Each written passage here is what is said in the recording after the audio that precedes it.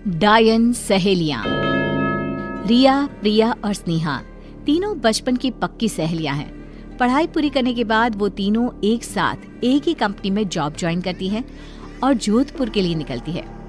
शहर में नए होने के कारण उन्हें घर मिलने में मुश्किल हो जाती है। यार, कितने दिनों तक होटल में रहकर दुगना पैसा देंगे? अब कहीं भी घर मिले ना तो चुपचाप से ले लेना, ज्यादा ड्रामा मत करना तुम दोनों। ऐसे भी हम लोगों को यहाँ कोई नहीं जानता है। अरे वो तो ठीक है, लेकिन मिले तब ना यार। हम लोगों को कौन सा मजा आ रहा है इस तरह होटल में पैसे वेस्ट करने में। तभी स्नेहा को कॉल आता है। एक घर रेंट पर है, आप लोग देखना चाहते हैं तो अभी आ सकते हैं। हाँ, हम तुरंत आ रहे हैं। तीनों ब्रोकर के पास जाती हैं और घर उन लोगों को पसंद भी आ जाता है। ये फाइनल कर दीजिए, हमें ये पसंद है। ओके, आप लोग कल से ही यहाँ शिफ्ट हो सकते हैं। तीनों सहेलियां उस घर में रेंट पर रहने लगती हैं। सब कुछ अच्छा चल रहा होता है। फिर एक रोज रात में उनके घर पर कुछ लोग घुस आते हैं और लूटपाट करने लगते हैं। रिया के रोकने पर उसे जान से मार देते हैं। प्रिया और स्नेहा मदद के लिए लोगों को आवाज लगाती है, लेकिन उसकी कोई नहीं सुनता। बचाओ, कोई मदद करो हमारी।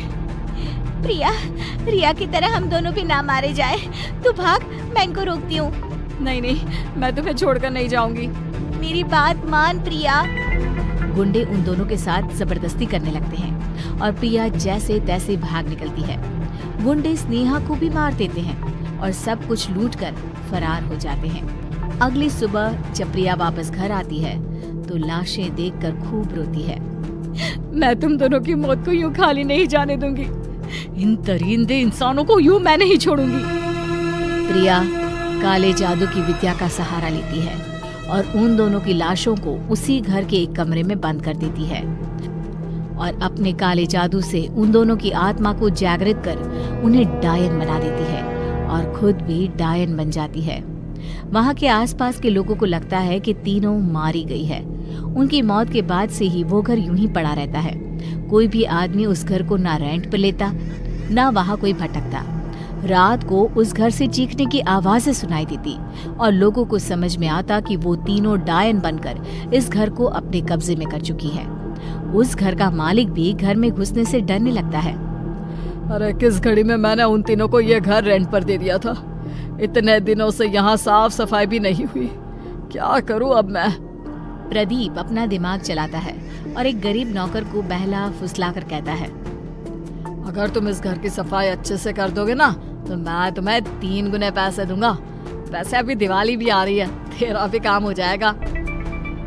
लेकिन साहब, मैंने सुना है वहाँ डायनों ने अपना घर बना रखा है। अरे यह सब अफवाह है। देख ले, तेरे पास खाने के लिए पैसे तक नहीं है। मुझे क्या है, इतने पैसे में तो कोई भी काम कर देगा। नहीं साहब, मैं करता हूँ, अब चिंता मत कीजिए। नौकर घर के अंदर चला जाता है और पूरे दिन साफ सफाई करने के बाद बुरी तरह थक जाता है।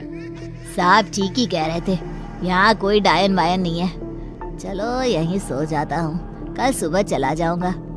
नौकर उसी घर में सो जाता है और आधी रात होते ही उसे चीखने और चिल्लाने की आवाजें आने लगती है। बचाओ! बचाओ! बचाओ! नौकर उठता है और इधर उधर देखने लगता है, लेकिन उसे कुछ दिखाई नहीं देता। फिर एक बंद कमरे में उसकी नजर पड़ती है। ये हमरा वहम होगा। इतना सुन लिबा है इस घरवा के बारे में कि हमरे कान बजने लगे हैं। अरे यार, ये कमरा तो हम साफ ही नहीं किए। अच्छा अभी कर ले बता, नहीं तो साहब को मौका मिल जाएगा पैसवा काटने का। नौकर उस अजीब से बंद कमरे को जैसे ही खोलता है, उसके पैर से कुछ टकराता है। वो नीचे देखता है तो भयानक बड़े मुंह वाली डायन रेंगते हुए उसकी ओर आ रही है। डायन को देखकर उसके चेहरे का रंग उड़ जाता है। डर से वो दीवार की ओर लग जाता है। जैसे ही वो ऊपर देखता है, एक डायन ऊपर से उसकी ओर उछलती है और एक उसके पीछे से। तीनों मिलकर उसे दबोच लेते हैं और उसकी मौत हो जाती है। इस हादसे के बाद ये घर बिकना और भी मुश्किल हो जाता है। फिर एक रोज मोहन एक सस्ते और अच्छे घर की तलाश में रहता है और प्रदीप उसे ये घर पानी के भाव ऑफर करता है। क्या हुआ यार, इतना सस्ता और अच्छा घर यहाँ तो मिल पाना मुश्किल है। अरे यार, यहाँ डायनों का कब्जा है। मैंने कुछ लोगों को बातें करते सुना है। अगर कुछ हुआ तो हम क्या करेंगे? अरे यार, ये सब घर ना बिकने देने के बहाने हैं। तुम ले रहे हो या फिर मैं ले लूं? मोहन घर खरीद लेता है और अपने पूरे परिवार के साथ घर में रहने लगता है। कुछ दिन बीत जाते हैं, सब कुछ ठीक चल रहा होता है। मैं बेकार में ही टेंशन ले रहा था, सब कुछ तो सही है। उसी रात मोहन का भतीजा खेलते खेलते उस बंद कमरे को खोल देता है। उस कमरे में बहुत अंधेरा होने के कारण वो रोने लगता है और जैसे ही उसकी माँ उसकी आवाज़ सुनकर उस कमरे में जाती है, कमरा खुद ब खुद बंद हो जाता है और तीनों डायन जोर जोर से हंसने लगती है और उन दोनों को मार देती है। डायनों की आवाज़ें घर में गूंजने लगती है। शकुंतला आवाज़ें सुनकर इधर उधर घूमने लगती है और उस कमरे को खोल देती है। अपने पोते और बहू की लाश को देखकर शकुंतला की चीख निकल जाती है। तीनों डायन घर में घूमने लगती है। बेटा पहले ही मर गया है, अब उसकी आखिरी निशानी भी चली गई। अरे डायनो, मुझे मार देती, मेरे पोते और बहू को तो छोड़ देती। एक एक कर सब मरेंगे, तेरा नंबर भी जल्दी आएगा। क्या हुआ माँ, ये सब कैसे हो गया? शकुंतला बेहोश हो जाती है और मोहन अपनी भाभी और भतीजे का अंतिम संस्कार करता है। तभी उसे वो सब कुछ याद आने लगता है जो उसने लोगों से सुना था। कहीं ये सब उन डायनों का किया हुआ तो नहीं है? मोहन रोता हुआ वापस घर लौटता है और देखता है कि तीनों डायनें उसकी माँ को घेरे हवा में घूम रही है और उसके पिता की लाश जमीन पर पड़ी है। इस घर में जो भी आएगा वो अपनी जान से जाएगा। तुम लोग भी हमें लूटने आए थे, अब मार के घाट उतर गए ना। अरे पापीनो, इन बेकसूरों ने तेरा क्या बिगाड़ा है? मैंने लिया था ना ये घर, खा ले मुझे। मेरा परिवार क्यों वीरान कर गई? प्रिया डायन मोहन की ओर घूमती है। उसे देखकर मोहन के होश उड़ जाते हैं। प्रिया, तुम ये सब क्यों कर रही हो? मुझसे कोई शिकायत थी तो मुझसे कहती, मेरे पूरे घर को क्यों मार दिया तुमने? मोहन को रोता देख प्रिया अपने असली रूप में आ जाती है और रोते हुए अपने साथ बनी सारी बातें उसे बता देती है। मोहन, मुझे पता नहीं था कि ये तुम्हारे परिवार के लोग हैं।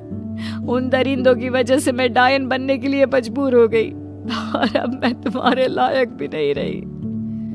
तुम चिंता मत करो प्रिया, तुम तीनों को न्याय मैं दिलवाऊंगा। मोहन उन गुंडों का पता लगवाकर उन्हें उम्र कैद की सजा दिलवा देता है।